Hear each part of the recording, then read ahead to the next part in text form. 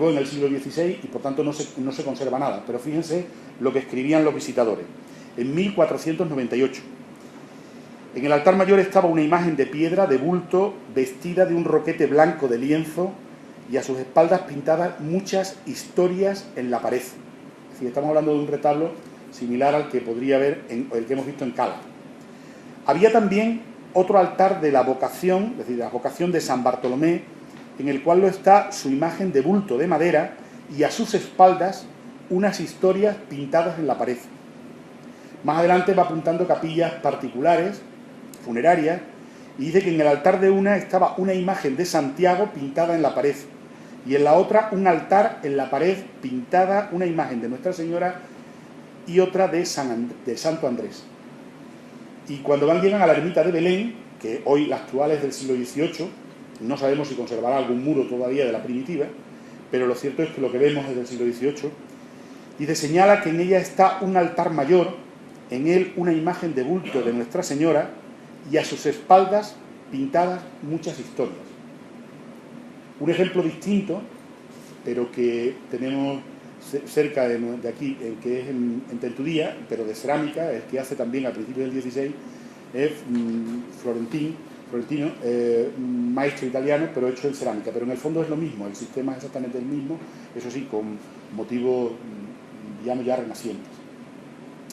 Bien, respecto a la técnica pictórica, yo no sé si me estoy alargando, Rafael. Es que tenemos que hablar los dos a la limón y vamos a ir hablando de cada cosa y no sé si me estoy alargando.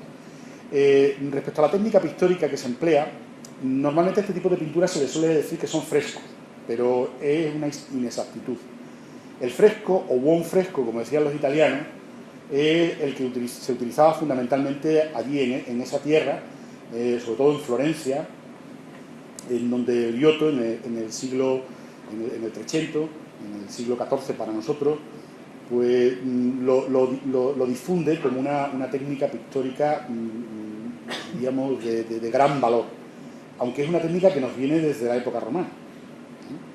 El buen fresco consiste en que la pared, cuando se pinte, tiene que estar fresca, es decir, el muro tiene que estar muy bien trabajado y antes de que proceda el pintor a intervenir, tiene que aparecer el albañil, que bueno, pues va a dar con cal y arena muy fina a toda la pared hasta crear una superficie sobre la que pintar.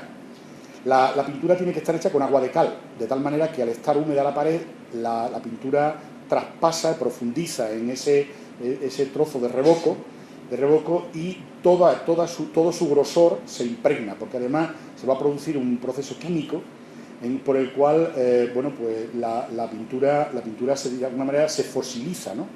Los pigmentos tienen que ser minerales, es decir, el buen fresco es una técnica muy lenta de trabajarla, tiene lo que se llaman las jornadas, precisamente en esta obra de Giotto lo pueden ver, los cambios que hay se deben a que, bueno, la pintura había que elaborarla todos los días y había que tener una gran capacidad para saber exactamente la cantidad de color que había que dar, porque si no ocurrían este tipo de cosas. En el fondo estos son fallos, los grandes maestros también tenían fallos a la hora de pintar, pero pueden ver las jornadas, lo que pintó en cada día. Menos problemas tenía el pintor a la hora de representar las figuras, porque utilizaba los contornos o los intornos, es decir, los elementos internos, para ir separando, diríamos, las distintas jornadas. Es decir, en un día pintaba la cara y aprovechando el contorno de la cara, bueno, pues ahí terminaba. ¿Por qué digo esto? Porque había que retirar todo lo que no se pintara, porque al día siguiente no valía. Al estar seco o semiseco no valía, había que volver a dar un revoco. Se pintaba de arriba abajo para no manchar, la pintura, con la que se íbamos superponiendo. Claro, esta técnica tan difícil, bueno, pues hizo que por errores o simplemente pues porque era muy cara el hacerla, bueno, pues apareciera lo que llamamos el fresco seco, que mejor hay que llamarlo pintura a la cal. También se le llama mezzo fresco, porque, o medio fresco, porque la pared puede estar seca o puede estar medio seca. Cualquiera de los dos. De tal manera que, aunque se pinte el agua a la cal no profundiza tanto en el revoco y hace, por ejemplo, que se pierdan, es decir, con el paso del tiempo, por ejemplo, este rostro de San Juan, la Virgen de San Juan es una piedad, ¿no? Bueno, pues si os dais cuenta, está sin restaurar, no presente rasgos en el rostro, los ojos, la nariz, la boca, los ha perdido. Los ha perdido porque no ha profundizado mucho. Sin embargo, en la de Giotto, en ningún caso se ha perdido el rostro. Se puede perder pues porque se haya picado, pero si no, la pintura mantiene todas las formas porque ha profundizado en todo el grosor del revoco, no en este caso. ¿Cómo pintaban este tipo de pintura que nosotros encontramos en esta zona? Pues hacían normalmente el revoco sobre la pared dos capas, con cal y arena y una primera capa con paja, para que bueno, le diera un poco de elasticidad, es decir, para que se eviten las fracturas o se desprendieran, ¿no? Y sobre esa capa se daba otra más fina que podía incluso pulimentarse para después pintar sobre ella. Esa capa tan fina también llevaba paja, o solía llevarla. Y sobre ella, bueno, pues se aplican muchísimos sistemas.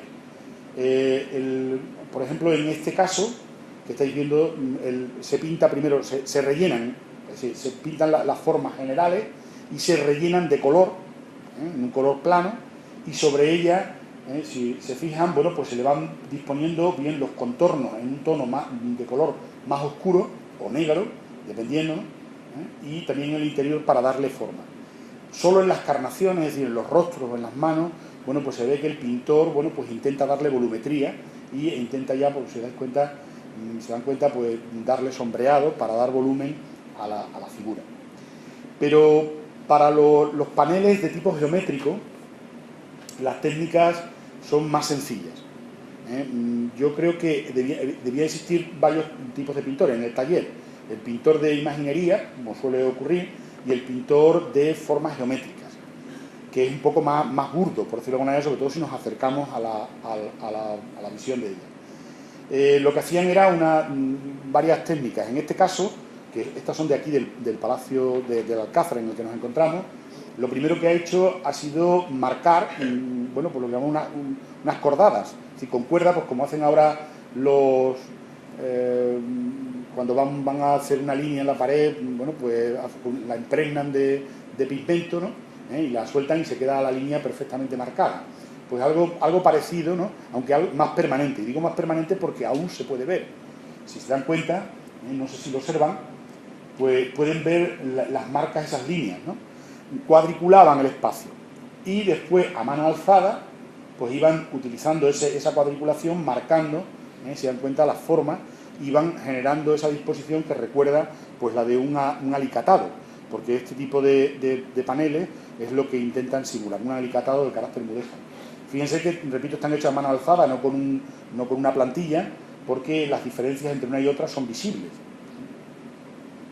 Ahí también, bueno, pues es un pintor que nos recuerda a un ceramista, de cierta manera. Otro sistema, este ya es de Llerena, es de los trazos incisos, es exactamente lo mismo, pero marcándolo. No sé si observan desde ahí en la pantalla cómo se ha marcado una línea incisa dentro del revoco y que le sirve de guía al pintor, ¿no? Para realizar después ya a mano alzada, pues va rellenándolo y va generando esta composición reiterativa.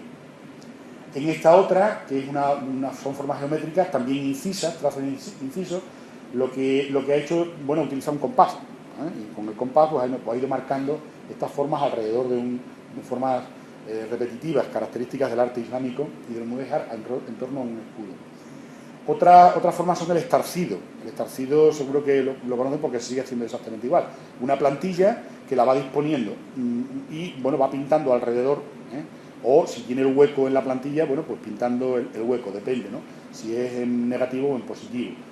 Es necesario en este tipo de composiciones porque si no el pintor se perdería a la hora de representarlas. Son formas de lazo que son muy características de los azulejos. Perdón, de los azulejos no, de los azulejos actuales que nos encontramos ya prefabricados y el albañil los coloca y resulta fácil componerlos. Pero en la época en la que estamos hablando, en la Edad Media, por ejemplo en Granada o en los Reales Alcázares de Sevilla, el alicatado es un mosaico, es decir, está hecho con piezas que el albañil, el alarife, las va uniendo hasta componer estas formas. Pero son formas ya prefabricadas anteriormente, es decir, hecho un dibujo previo el alfarero los fabrica y después el albañil o el alife los componía. También otra técnica que utilizaban es el esgrafiado. El esgrafiado era pintar